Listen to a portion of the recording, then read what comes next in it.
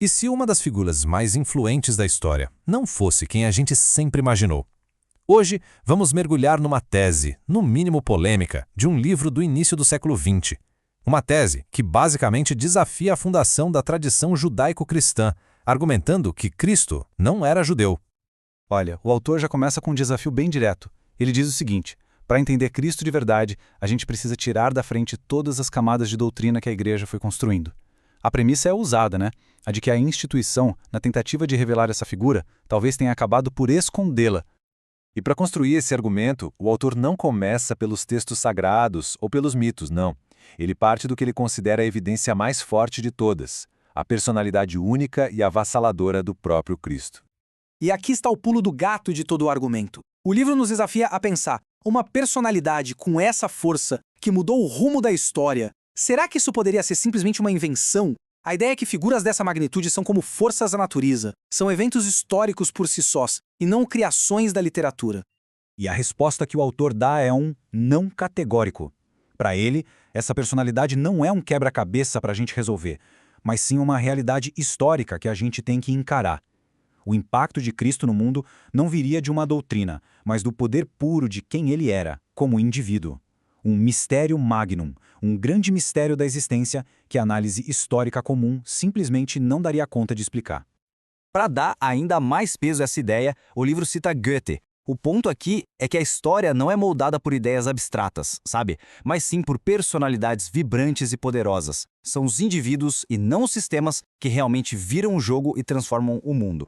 Ok, mas como definir essa personalidade tão única? O autor usa uma tática bem poderosa, o contraste. Ele coloca a mensagem de Cristo em oposição direta à de Buda, para tentar destacar o que tornaria a mensagem cristã tão radicalmente nova.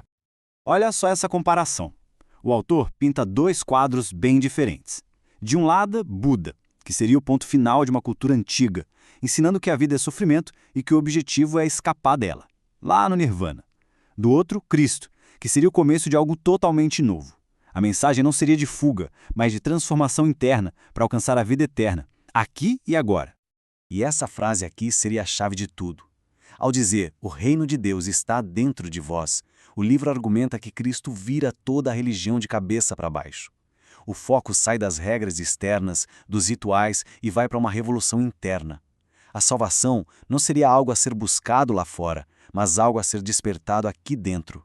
Com isso, aquela imagem popular de um Cristo sereno, passivo, é totalmente descartada.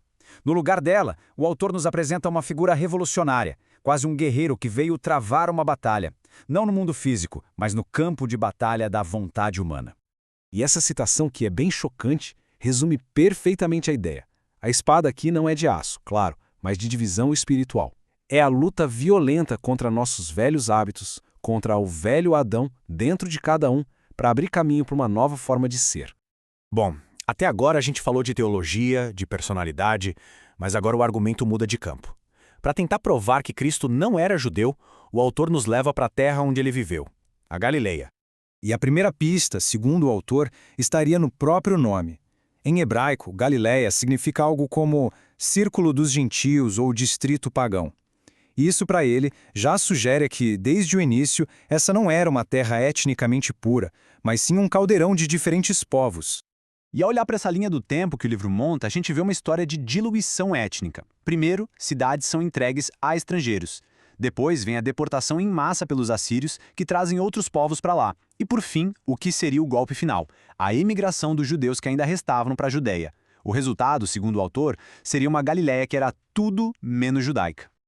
Mas o argumento não para na história. O autor também aponta para evidências culturais, um temperamento galileu que seria bem diferente, um dialeto próprio que os denunciava e até uma suposta incapacidade física de pronunciar certos sons do hebraico. Tudo isso, para ele, apontaria para uma forte mistura de sangue não semita. E depois de apresentar todas essas evidências, o autor chega a esta conclusão, que é direta e chocante. Com base na sua análise étnica histórica, ele afirma que é quase certo que Cristo não tinha nenhuma gota de sangue judeu. Agora vamos para a segunda grande parte do quebra-cabeça. Se Cristo não era etnicamente judeu, argumenta o autor, então seus ensinamentos também não seriam o desenvolvimento da religião judaica, mas sim uma ruptura completa com ela. A tese aqui é radical Em vez de ver o cristianismo como um galho que cresceu da árvore do judaísmo, o autor o vê como uma semente totalmente nova, plantada em desafio direto à antiga. A antiga lei religiosa, da forma como o livro a descreve, se basearia em uma única emoção: o medo. Uma relação de servo para mestre, de obediência a um Deus que deve ser temido. E em total contraste, a mensagem de Cristo mudaria tudo. A relação com Deus não seria mais sobre medo, mas sobre amor. E ao resumir toda a lei nesses 2 mandamentos, o autor argumenta que Cristo não a cumpriu, mas a substituiu por algo inteiramente novo. E o ponto crucial aqui seria a autoridade. O livro retrata Cristo não como um seguidor da lei, mas como o mestre dela. Ele não teria vindo para se submeter à Escritura, mas para dar a ela um novo significado, para usá-la como uma ferramenta para a sua própria mensagem revolucionária. E agora chegamos ao clímax do argumento. É aqui que as linhas étnica e religiosa se unem para fazer uma afirmação de proporções, bem, históricas. Essa é a declaração final e arrebatadora do livro. Cristo não seria apenas um reformador, mas o progenitor de um novo tipo de humanidade, o novo Adão. Alguém que inaugura uma era moral completamente nova, impulsionada por uma nova direção da vontade. E aqui está o porquê dessa ideia ser tão explosiva. Se Cristo não é o cumprimento do judaísmo, mas seu oposto, então toda a base da nossa civilização, construída sobre a ideia de uma herança judaico-cristã, precisaria ser repensada. É uma ideia que abala os próprios alicerces de como a gente se enxerga. E a gente termina com essa pergunta.